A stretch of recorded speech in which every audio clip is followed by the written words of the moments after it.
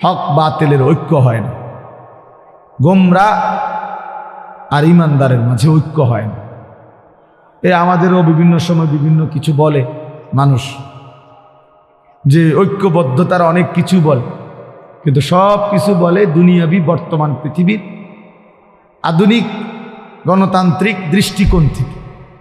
এই জন্য আমাদের ঐক্যের ভিত্তি গণতান্ত্রিক ভিত্তিতে না, ঐক্যের ভিত্তি হবে ঈমান আকীদার ভিত্তিতে।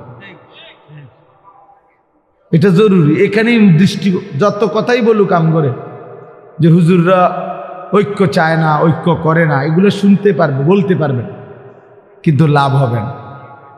ঈমান এবং আকীদার বিচ্যুতি যার সাথে, তার সাথে ঐক্য হয় না, তার সাথে ঐক্য হয়।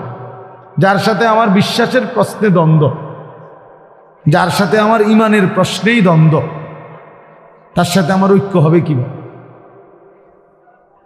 কিভাবে হবে?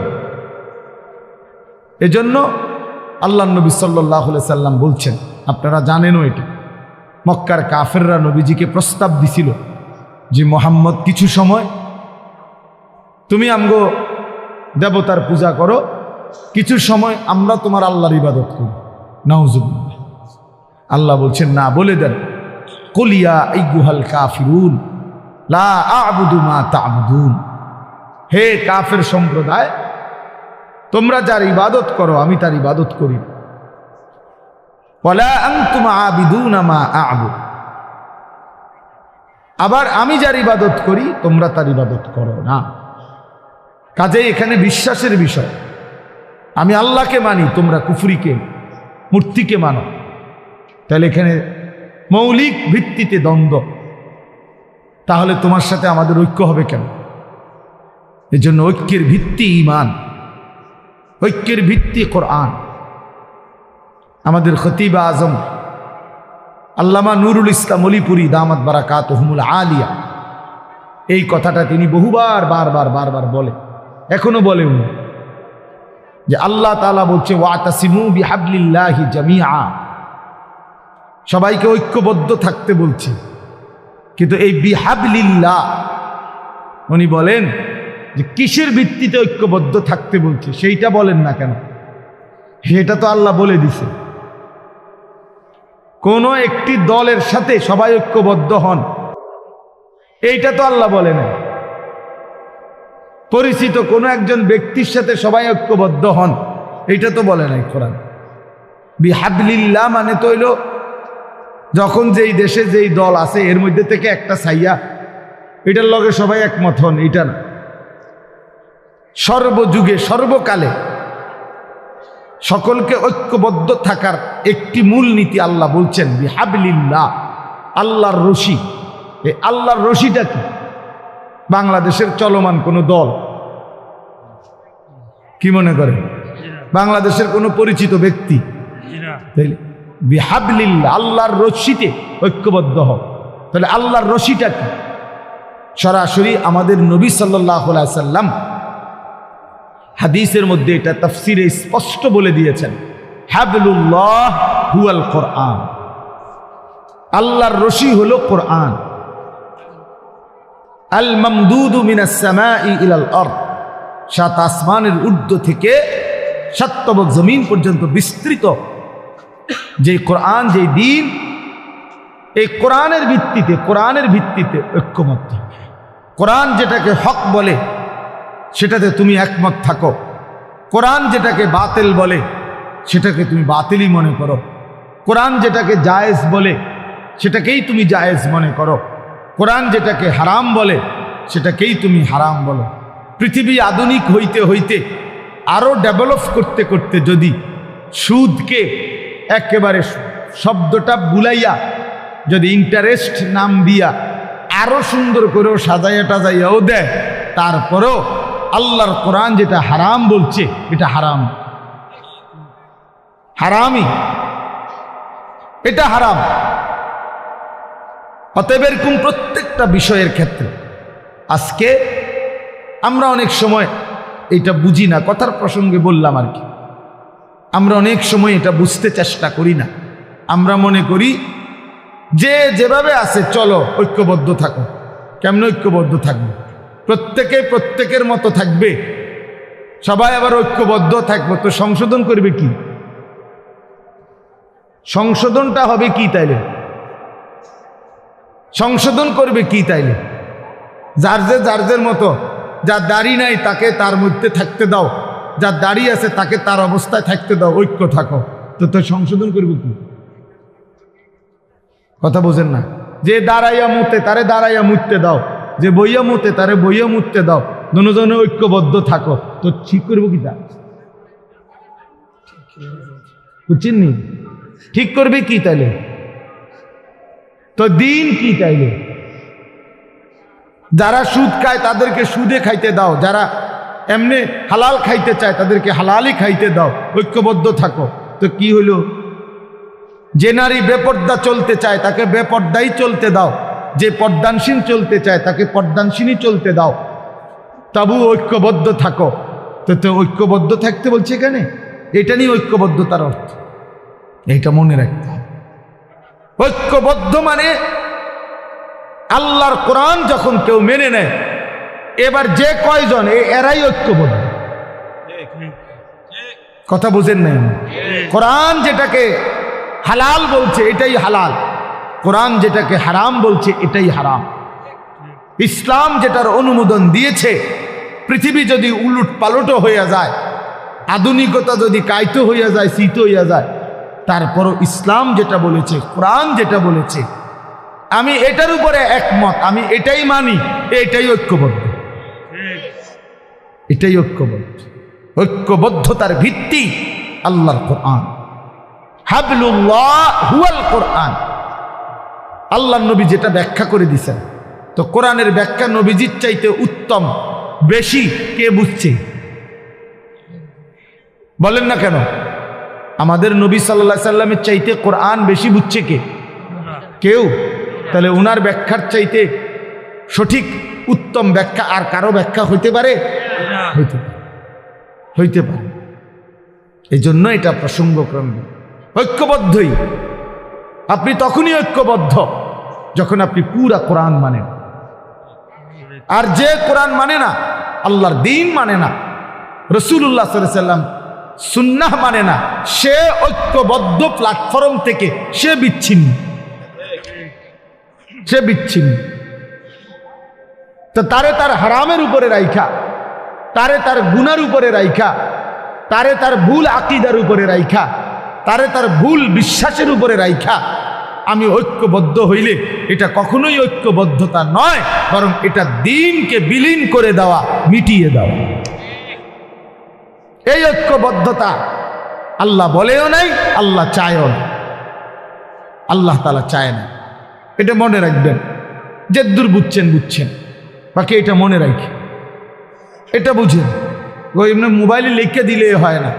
হুজুরদের মধ্যে ঐক্যবদ্ধতা নাই, বাকিরা সবাই একেবারে ঐক্যবদ্ধ হইয়া এক প্লেটে ভাত খায়, সবাই একেবারে বড় 3000 মাইল লম্বা প্লেটে ভাত খায় সবাই।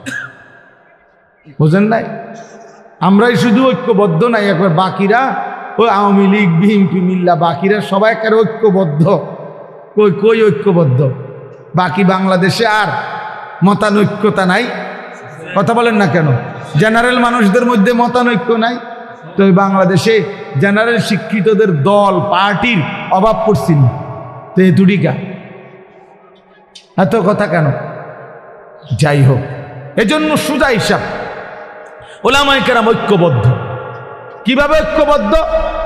ওলামায়ে কেরামের মধ্যে যেই ব্যক্তি, যেই আলেমরা আল্লাহর কোরআন মানে, দ্বীন মানে, হক এবং হালালের উপরে টিকে আছে, এরাই ঐক্যবদ্ধ। বাকিরা ঐক্যবদ্ধ হচ্ছে না, এটা ইনাদের দোষ না। যে কোরআন মানে না, যে হক মানে না, যে বাতিল ছাড়ে না, সে ঐক্যবদ্ধ হচ্ছে না কেন? এটা তার ত্রুটি, এটা ওলামায়ে কেরামের ত্রুটি হইতে পারে না।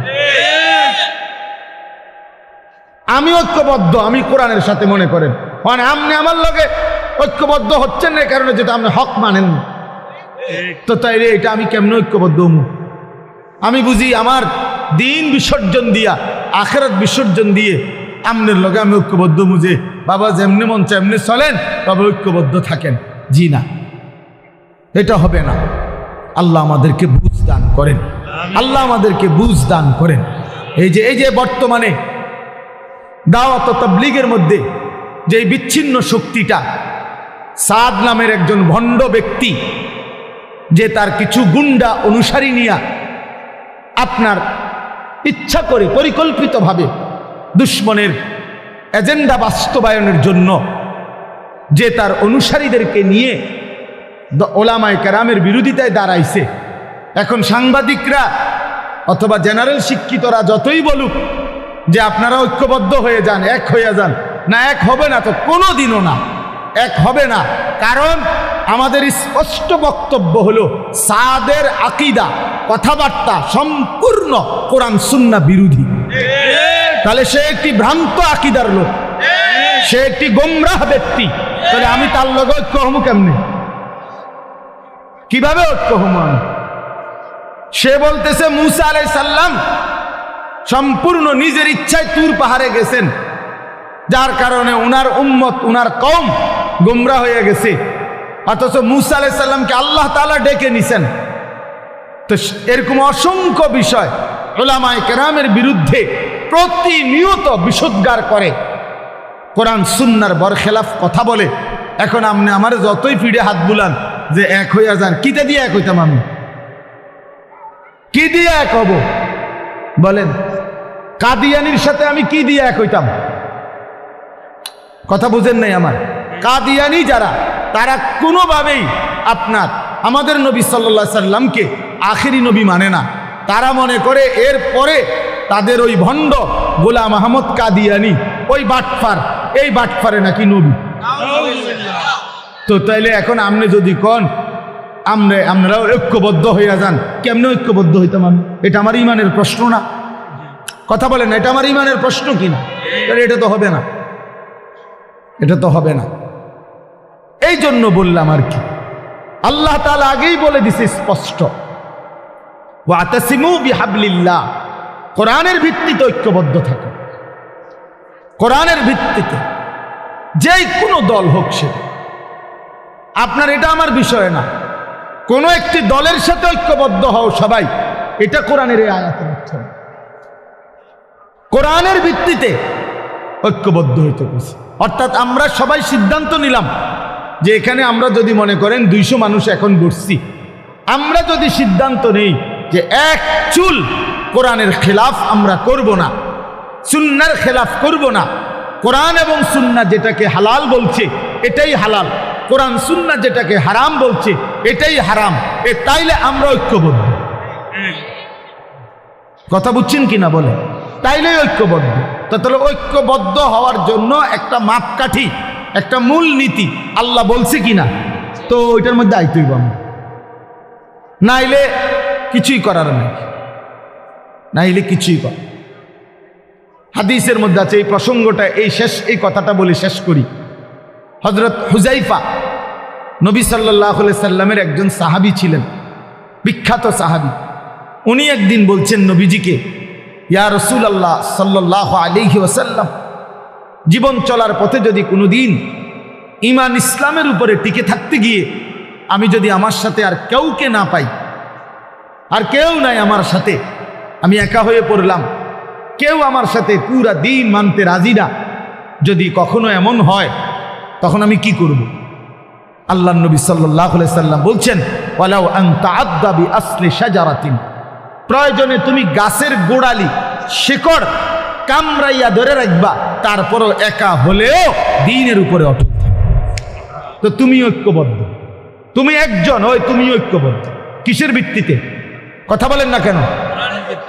এই জন্য এটা মনে রাখতে, যে না আর সম্ভব না, পুরা সমাজ, পুরা দেশ, পুরা মহল্লা টেলিভিশন কিনে লাইছে, আর আমি একজন শেষ, এই পুরা 30 ঘর মানুষের মধ্যে আমার এই একটা ঘরে আর টেলিভিশন না কিনি, আর আমি একজন, আর কি করি, থাক বাদ দাও, আমিও কিনালাম। বুঝছেন নি আপনার কথাটা? এটা নিয়ে কথা, এটা নিয়ে ইসলামের কথা না। প্রয়োজনে তুমি একাই মাটি কামড়াইয়া ধরে রাখবে, তো তুমি ঐক্যবদ্ধ। আরো আশ্চর্য শুনবেন, ইব্রাহিম আলাইহিস সালাম উনি, এই যে ইব্রাহিম নবী, উনি কয়জন? একজন। ওই যে ছেলেটা হাফেজ সাহেব যে পুরস্কার প্রাপ্ত, এই প্রিয় ভাই যে তেলাওয়াত করছে ইব্রাহিম আলাইহিস সালামের ঘটনা, হ্যাঁ খুব সুন্দর তেলাওয়াত করছে। তো এই ইব্রাহিম আলাইহিস সালাম উনি ব্যক্তিগতভাবে কয়জন? একজন। কিন্তু কোরআন শরীফে স্পষ্ট আছে ইন্না ইব্রাহিমা কানা উম্মাতান, ইব্রাহিম ছিল একটি জাতি, ইব্রাহিম একাই একটি উম্মত। অর্থাৎ আল্লাহর দ্বীন যখন সে পূর্ণ মেনে নিছে, তো ইনি একাই শক্তি, তিনি একাই ঐক্যবদ্ধ, তিনি একাই একটি জাতির প্রতিবিম্ব, প্রতীচ্য। এই জন্য এটা মনে রাখতে হবে, পুরা দিন কোন অবস্থাতেই পৃথিবীর সবাই যদি আল্লাহর দ্বীন ছেড়ে দেয়, তবুও আমি ছাড়ব না, এই ব্যক্তি ঐক্যবদ্ধ। এবার বাকিরা ধীরে ধীরে এখানে এসে ঐক্যবদ্ধ হইতে হবে, ধীরে ধীরে নাহকের লগে ঐক্যবদ্ধ হইলে হবে না। আল্লাহ আমাদেরকে বুঝার তৌফিক দান করেন। চলেন বাবা, আল্লাহ তাআলা আমাদের প্রিয় নবী সাল্লাল্লাহু আলাইহি ওয়াসাল্লামকে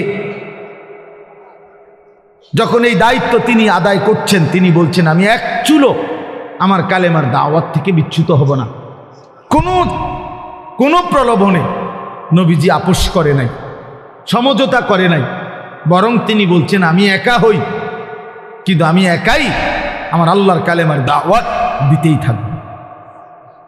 10 বছর পরে আল্লাহ নবী সাল্লাল্লাহু আলাইহি সাল্লামের চাচা আবু তালেব তিনি ইন্তেকাল করছেন। নবীজির বয়স তখন 50। তার 5 দিন পরে বা 7 দিন পরে নবীজির স্ত্রী আম্মাজান খাদিজা রাদিয়াল্লাহু তাআলা আনহা তিনি ইন্তেকাল করছেন। এই নবুয়তের 10ম বছর নবীজির দুই জন আপনজন ইন্তেকাল করছেন। একজন বাহিরে নবীজিকে আগলাইয়া রাখতেন আবু তালেব, আর আরেকজন ঘরে আদর সোহাগ ভালোবাসা দিয়ে আগলাইয়া রাখতেন, তিনি প্রিয়তমা স্ত্রী খাদিজা রাদিয়াল্লাহু তাআলা আনহা। প্রসঙ্গক্রমে নওজোয়ান ছেলেরা এটা মনে রাখো বাপ, এক নারী এবং নারীর প্রতি আসক্তি, এইটা তো একটা মৌলিক মানুষের স্বভাবজাত বিষয়, যে মানুষের অস্তিত্বের ভিতরে আল্লাহ তাআলা এটা দিয়েছেন। কিন্তু সেইটা মুহাম্মাদ কামা বারাকতা আলা ইব্রাহিমা ওয়া আলা আলি ইব্রাহিম ইন্নাকা হামিদুম মাজিদ সুবহানাকা লা ইলমা লানা ইল্লা মা আল্লামতানা ইন্নাকা আনতাল আলিমুল হাকীম। আলহামদুলিল্লাহ, আল্লাহ পাক রব্বুল ইজ্জত জুল জালাল ওয়াল ইকরামের ফজল কারাম, রব্বুল আলামিনের অপরিসীম ইহসান, মেহেরবানি, দয়া, আল্লাহ তাআলা আমাদেরকে আজ 23 জানুয়ারি 2025 রোজ বৃহস্পতিবার কুমিল্লা জেলা দেবিদ্দার দারুল উলুম মাদ্রাসার হাফেজ ছাত্রদের পাগড়ি প্রদান উপলক্ষে 31তম বার্ষিক ওয়াজ মাহফিলে আল্লাহ তাআলাই আমাদেরকে আসবার বসবার, আল্লাহর জন্যই জমা হওয়ার তৌফিক দান করেছেন। এজন্য আমরা সকলেই বলি আলহামদুলিল্লাহ। মুআজ্জাজ মুহতারাম হাজিরিন, বাইরে প্রচণ্ড ঠান্ডা, কুয়াশা, রাত্রিও 11টা বেজে গেছে। স্বাভাবিকভাবেই এটা একটা শহরের মতোই এলাকা, উপজেলা, সব মানুষই কর্মব্যস্ত মানুষ, প্রত্যেকেই যার যার ঘরে, মা বোনরা, পুরুষরা, বয়স্ক বাবারা বিশ্রামের জন্যই অপেক্ষমান। আর স্বাভাবিকভাবে রাত্রিটাকে আল্লাহ তাআলা বান্দার ঘুমের জন্য, আরামের জন্যই নির্ধারণ করেছেন। এজন্য আমরা ইনশাআল্লাহ খুব লম্বা না করে অল্প সময়ের জন্যই কোরআনুল কারীম থেকে একটি আয়াত তেলাওয়াত করেছি। 15 নম্বর পারা, 17 নম্বর সূরা, সূরা বনী ইসরাইল, এই সূরার প্রথম আয়াত। এই আয়াতটিকে সামনে রেখেই অল্প কিছু কথা আমি আরজ করতে চাই। আল্লাহ তাআলা আমাদেরকে তৌফিক দান করেন, আমিন। মূলত এই আয়াতটি হচ্ছে আমাদের প্রিয় নবী সাল্লাল্লাহু আলাইহি ওয়াসাল্লামের জীবনের সবচেয়ে উল্লেখযোগ্য, ঐতিহাসিক, মর্যাদাপূর্ণ একটি বিশেষ ঘটনা, যেটাকে মেরাজের ঘটনা বলে, যেটা আল্লাহ তাআলা নবী সাল্লাল্লাহু আলাইহি সাল্লামকে সর্বোচ্চ মর্যাদাবান করেছেন। মর্যাদার সর্বোচ্চ উঁচা মাকামে আল্লাহ তাআলা নিয়েছেন। এই সম্পর্কিত আয়াত, এই আয়াতটি যেটা আমি পড়েছি।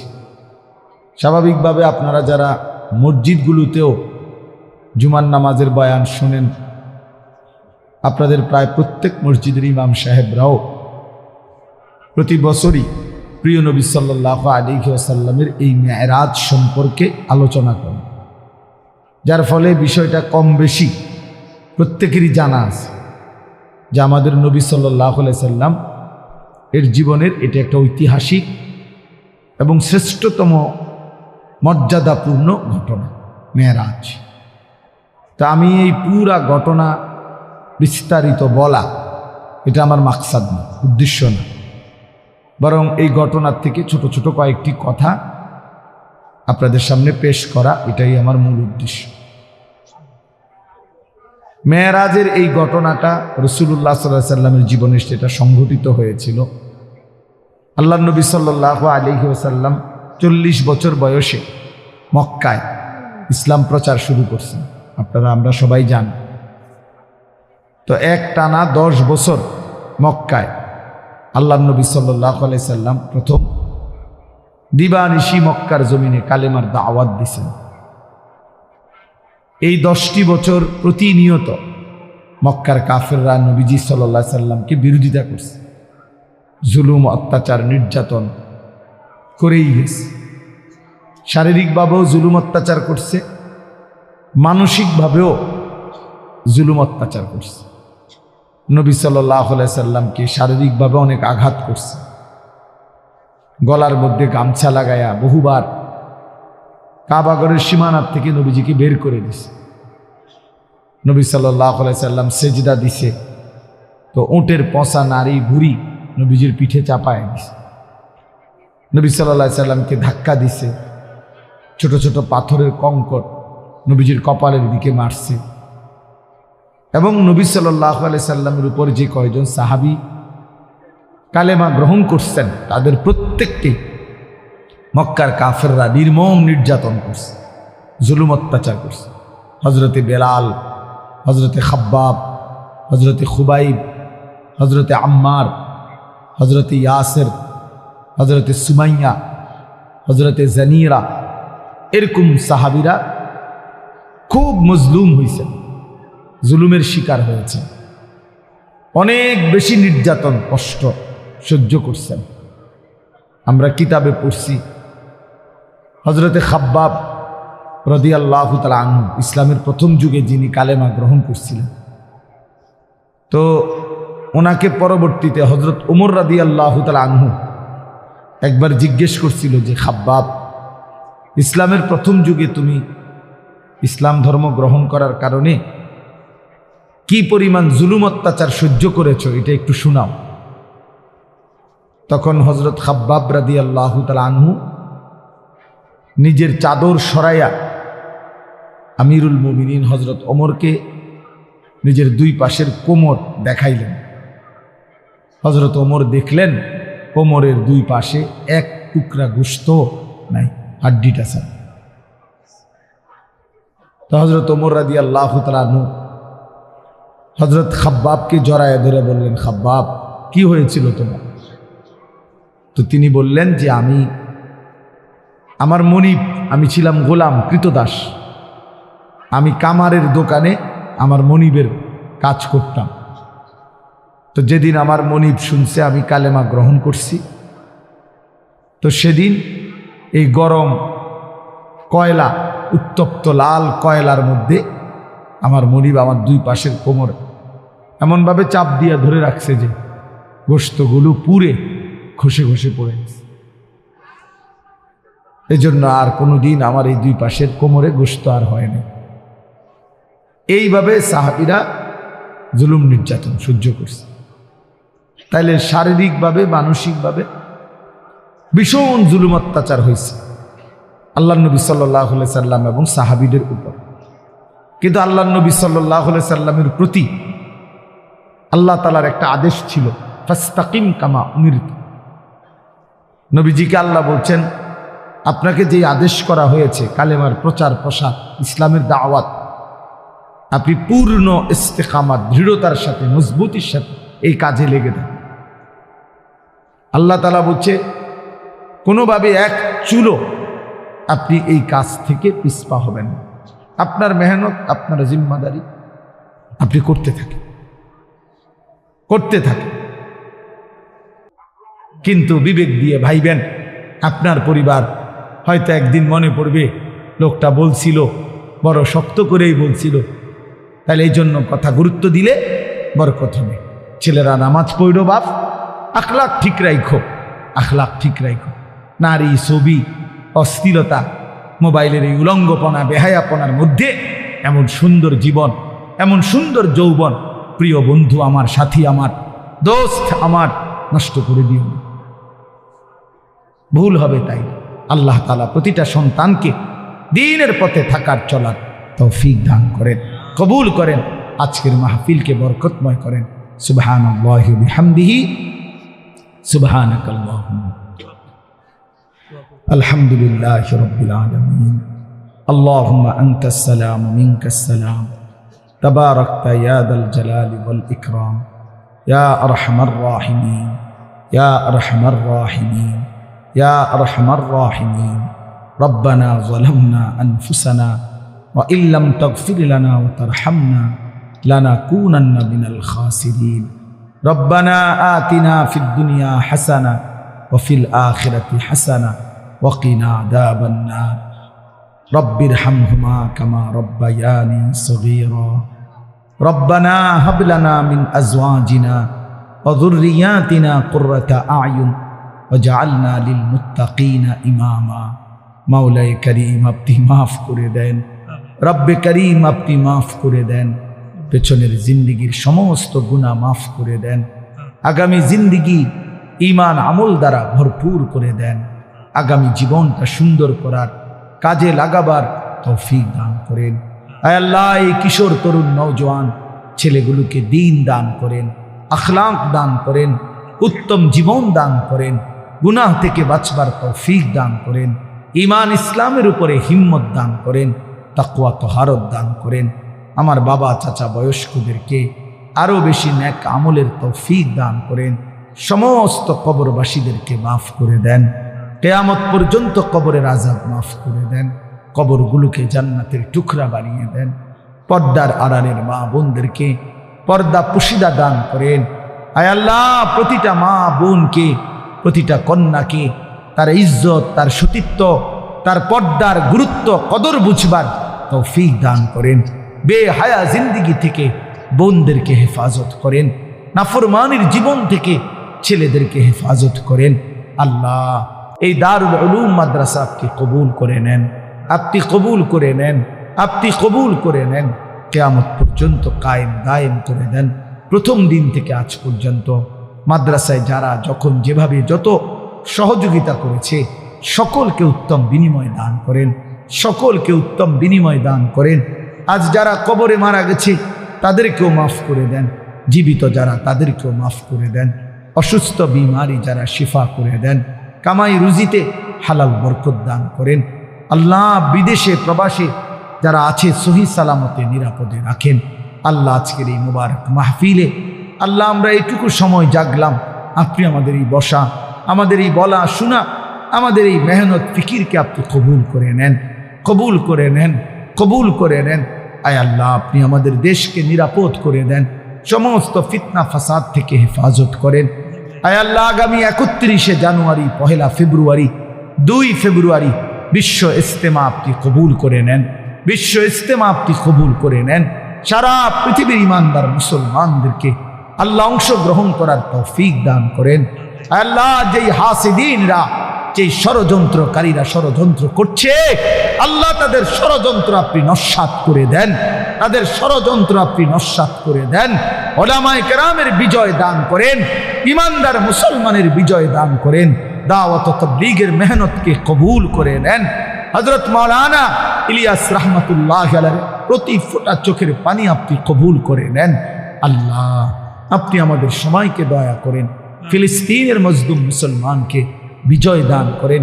ইসরায়েলের ইহুদি বেঈমানদেরকে ধ্বংস করে দেন। রব্বির হামহুমা কামা রব্বায়ানি সগীরা। আয় আল্লাহ, প্রত্যেকের নেক মাকসাদ পূরণ করে দেন। মাদ্রাসার ছাত্র উস্তাদ সকলকে ইখলাস ও তাকওয়া দান করেন। ছেলেদেরকে হাফেজ, আলিম, মুত্তাকি, আরিফ, রব্বানি বানিয়ে দেন। যে ছেলেকে পাগড়ি দেয়া হলো তাকে জগৎ বাসা হাফেজ, আলিম বানিয়ে দেন। তার খানদানকে মাফ করে দেন। যে ছেলে অনেক সুন্দর কোরআন তিলাওয়াত করলো, আল্লাহ তার জবানে বরকত দান করেন, ইলমে বরকত দান করেন, আমলে বরকত দান করেন। আল্লাহ, আমাদের সন্তানদেরকেও নেককার সন্তান বানিয়ে দেন। আমাদের বিবিদেরকেও নেককার বিবি বানিয়ে দেন। আমাদের মাদ্রাসাগুলো আপনি কবুল করে নেন। প্রিয় ভাই হাফেজ এরশাদকে কবুল করেন। প্রিয় বন্ধু সেলিম ভাইকে আল্লাহ আপনি কবুল করেন। মৌলানা আবু তাহের সাহেবকে হায়াতে তৈয়বা আফিয়া দান করেন। আয় আল্লাহ, বশিরকেও আল্লাহ আপনি দ্বীনের জন্য কবুল করে নেন।